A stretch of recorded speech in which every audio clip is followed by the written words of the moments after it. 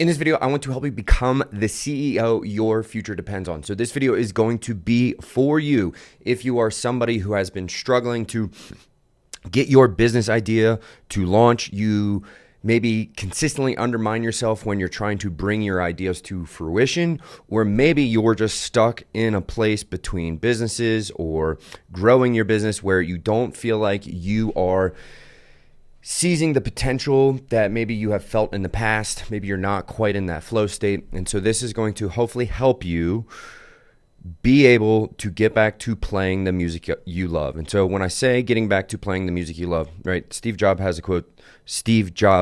had a quote, right? Musicians play their instruments, I play the orchestra.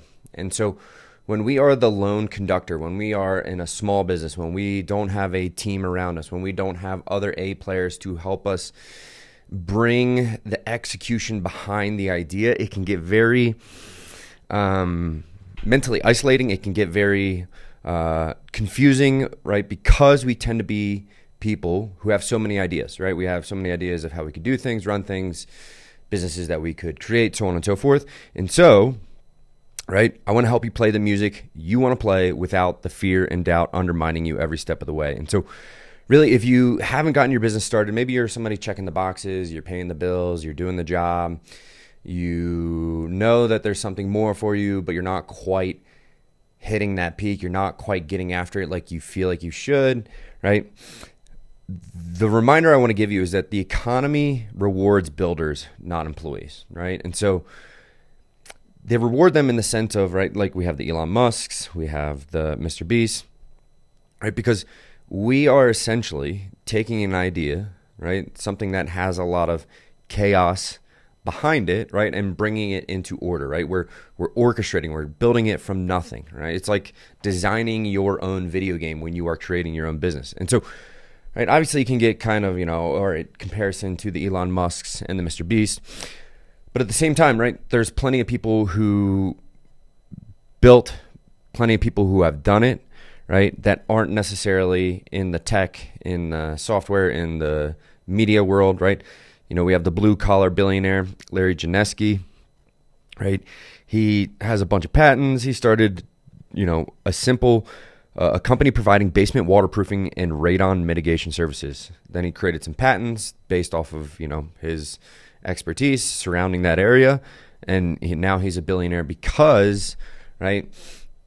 So again, bringing it back to that, he was an 18-year-old, right? He got into business. He started being a contractor, fixing basements, so on and so forth, and he eventually, because he kept in the evolution of building, designing, and growing as an entrepreneur, he started to see different avenues that he could create little patents, things, different ways of doing things better, right? And so this is, right, hopefully going to help you get to that place where you see there's unlimited potential in every realm that you're in, right? When you start your business, right, how it looks at the beginning and where it ends up is not going to be the same, right? And so for us, right, or for me in particular, right, I've been self-employed. I've worked for myself now since I was 18. I was a personal trainer out of college. Then I opened a gym. Then we started an online fitness company, right? And now I do this where I help people essentially bring their ideas to fruition, help them build and scale and create systems with their business. But we have to understand that the business is always a direct reflection of ourselves, right? So anytime that my business has been in a funk, I've been in a funk. Anytime I haven't been in that place of flow, right, my business isn't in flow. And so what I want to give you is tools to either help you get launched or help you recognize these patterns that are preventing you from getting launched. Or if you are already a CEO, you do have a business that's growing, right? Helping you have some tools so you can get back to that flow state as quick as you possibly can, right? And the best way to think of this, right, is whenever somebody's making some music, right? Again, ideas, sounds, bringing energy to life, right? How they are internally, right? The emotional quality they're bringing, right? It's if it's a low emotional quality, what they create is typically not something that resonates with other people, right? When they're in that flow state where it's just, peace, joy, love, they are in a place where the sounds are going to create those same emotional frequencies for others, right? Why is, thrash metal, heavy metal typically not as popular, right? Because there's typically a lot of anger and frustration surrounded with the music, right? And not a lot of people want to cultivate more of that. A lot of people want to cultivate more joy, more peace, right? More love, so on and so forth. And so it's the same thing when we're building our business. It's the same thing when we're bringing an idea to life. It's the same thing when we're managing people, right? If we are in this place of constant frustration and anger at our employees over and over, and we bring that to the business, all it's going to create is this crappy atmosphere that nobody intrinsically wants to work for. Nobody's working for the mission. Nobody feels intrinsically motivated. They're all just basically, I'm here to collect a paycheck, and I'm simply here to just avoid getting a lashing by my boss, right? I just want to get the job done, avoid getting a lashing. And when we're in that mentality, whatever we do, right?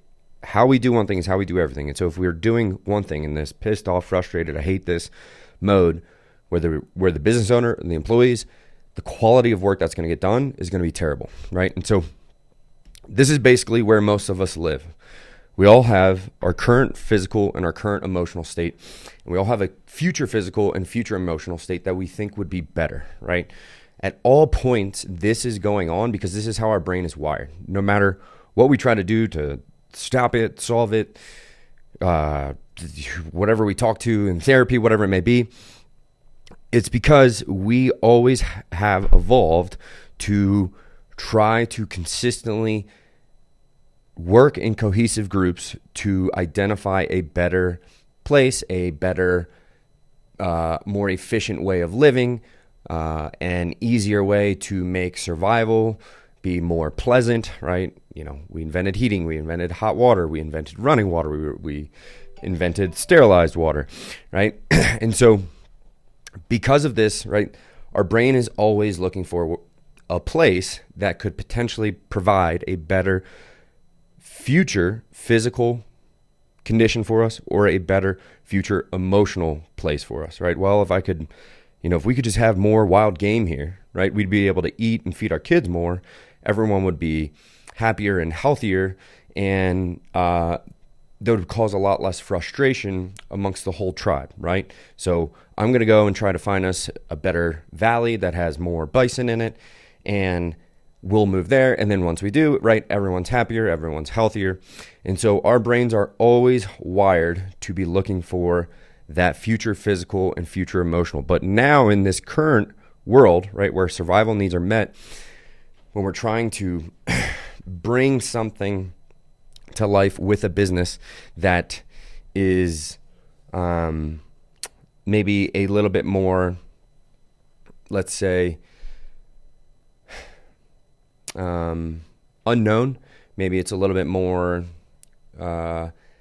not so binary, 1 + 1 = 2, right? If we have more food, right, we'll all be happier, right? It's very much like I have this idea that I think people might like. I'm not sure, right? So since we have that lack, there's so many more capacities and avenues for us to bring ideas to life that might provide value for people. And the clarity of if it will provide value for others isn't always so binary is what I'm trying to say, right?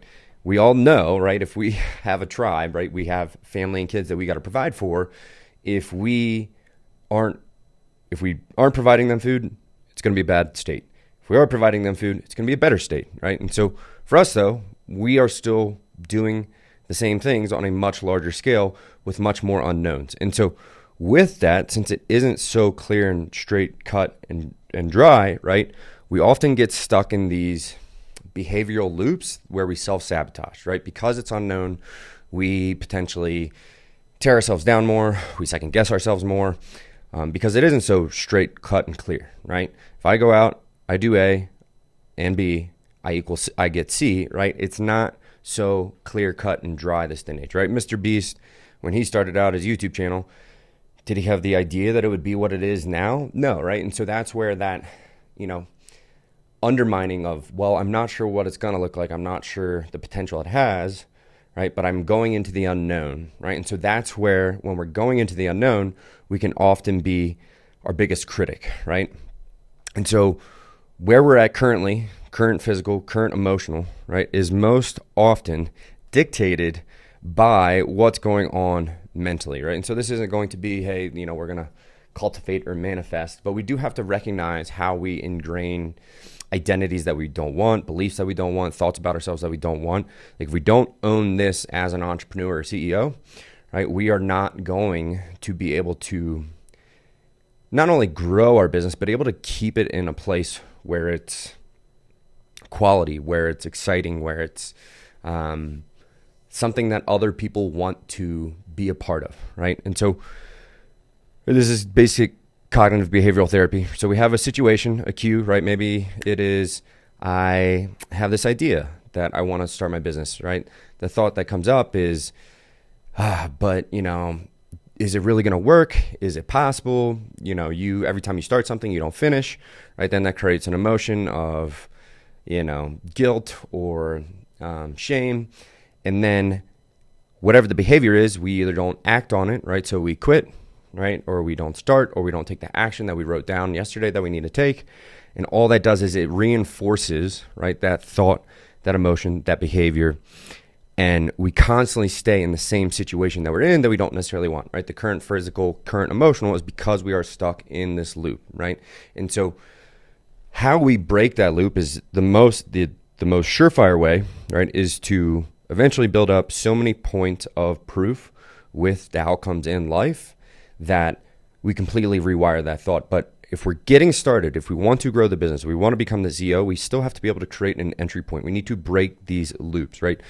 And so we don't want to be reinforcing the bad behaviors, the bad thoughts, the bad beliefs about ourselves that are not allowing us to live into our potential, right? And so there's Dilt's 5 layers of identity, right? So identity being like who we are, what we perceive ourselves as, what we think others perceive us as, right? And within that, these are what constitute our identity, right? Our beliefs and capabilities, right? So the beliefs about our capabilities and what's possible for us, right? Our habits and behaviors, what we're doing to grow, what we're doing to establish our business, what we are doing with our health, with our relationships, with our home, with our cleanliness, with our food, so on and so forth. And then our environment, right? Is our environment conducive to building us up into that person that we want to be, right?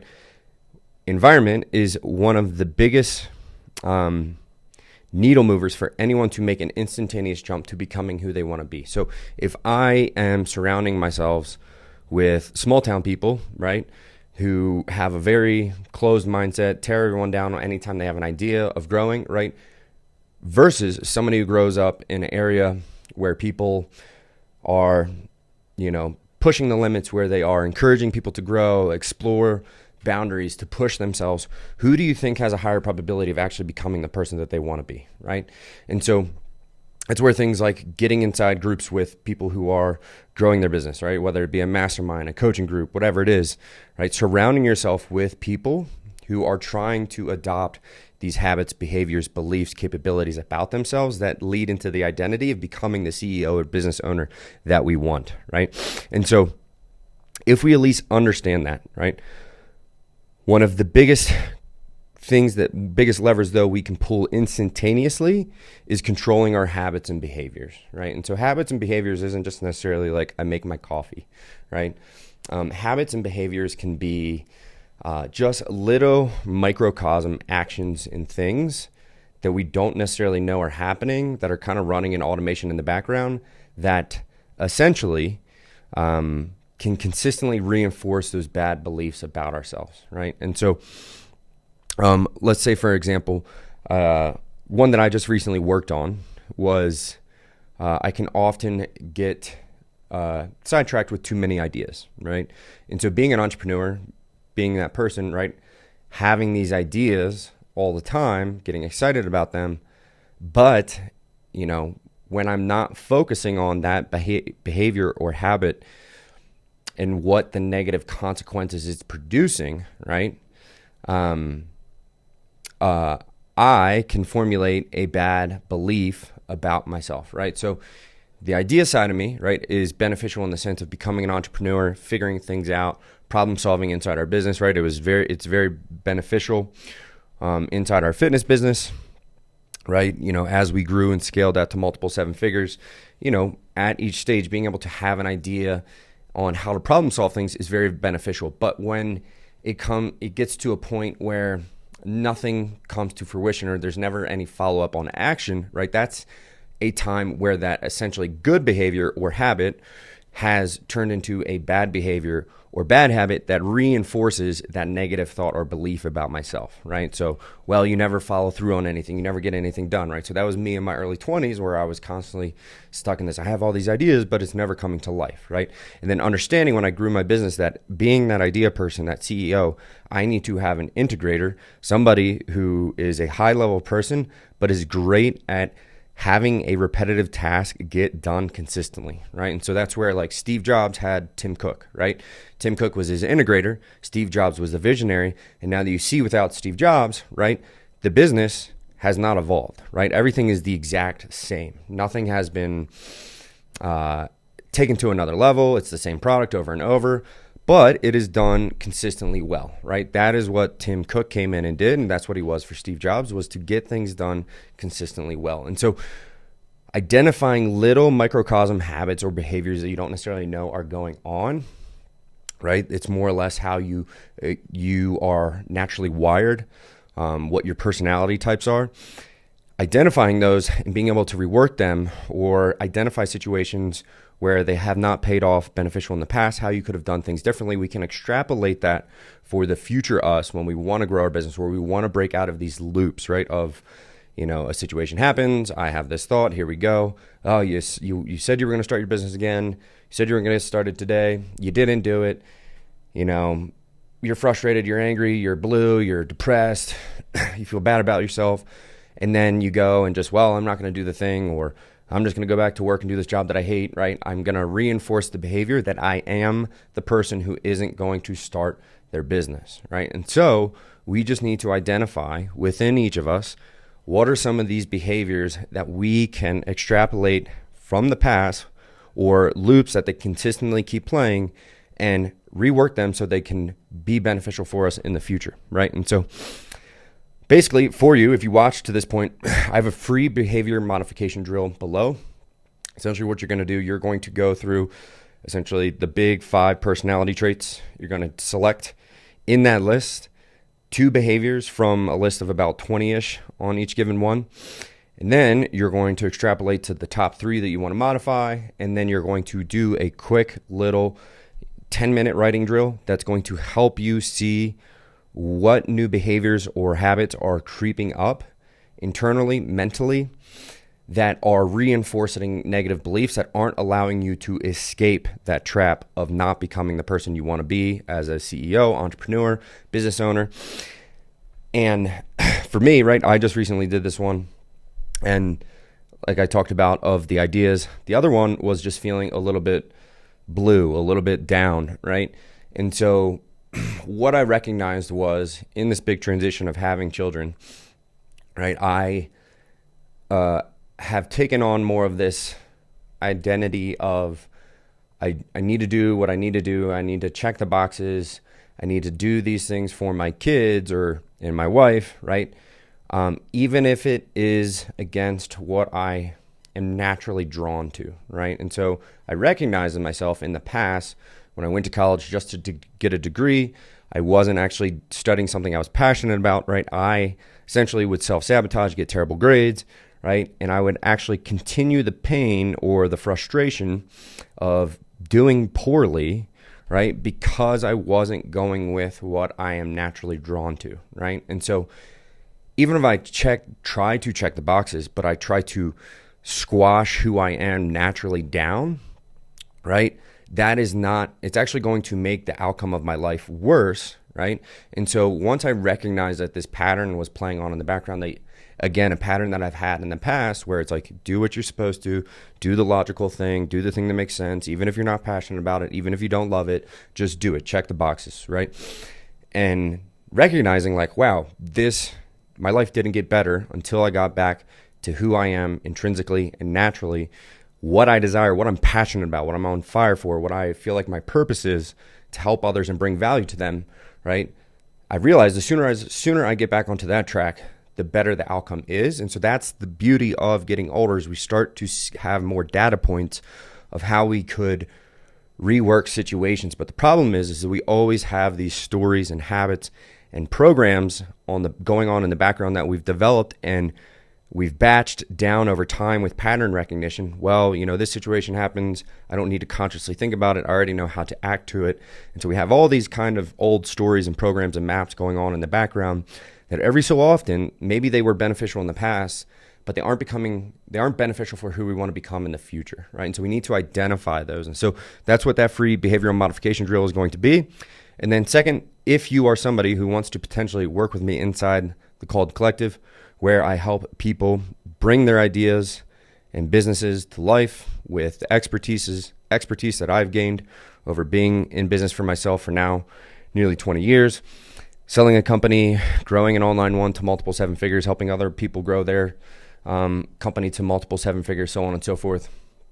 In there, I help you master yourself and who you are becoming, so your business can be a direct reflection of that. And then also giving you every tactic that I know on creating awareness, leads, sales, and fulfillment that's going to help you design a business that feeds that lifestyle, right? And so for me, what it comes down to is what I call the 4 quadrants of freedom. We want to create something, or at least be designing our business in a way that provides us time freedom, location freedom, income scalability, but also income stability, right? So if we're growing and scaling, but it cuts down on our time and freedom location, right?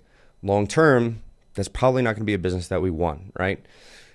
Now, if I create something that maybe has good time freedom and location freedom and good income scalability, but the income is not stable, right? I'm going to have a lot of sleepless nights. I'm going to be stressing out a lot, right? Because as I grow, more people rely upon us to keep the plates full, right? And so it's all about looking at each of those 4 quadrants at every stage of growth, and how can we balance each of them to allow ourselves to create the balance between all of them, right? I want some good income scalability, but I can't sacrifice stability along the way. I want to grow, but I also want to grow in a way that I continue to own more of my time, to spend time with my kids, my spouse, the interests that I like, golfing, lifting, whatever it may be, right? And then location freedom, right? If you're constantly having to be in an office or whatever it is, or it doesn't provide you the flexibility that you want to have to be able to go and travel, or whatever it might be that you want, right? Identifying those pieces, right? And bringing all 4 of them together. So that's what we work on inside the Called Collective. It's that internal piece, right? Just identifying, right? At each stage, as I grow, am I letting things go unchecked? Am I letting habits and behaviors go unnoticed that it sabotages relationships with my workers, my wife, my children, right? And also, what does it look like to have the 4 quadrants of freedom, and then using business tactics to grow within that? So I hope this helps. Check out that free behavioral modification drill if you're somebody who's trying to get unstuck, grow, or you're in that kind of lull between businesses, or business growth isn't quite what it was, or the business isn't exciting you the same way that you used to. Get in there. I promise you're going to find something that's going to help you refine that fire, that fuel, and that piece of you that when it's humming and it's tuning, right? The orchestra is playing well, right? If you're in a place where the music just isn't quite sounding the way that you want, this is going to help you significantly. Peace.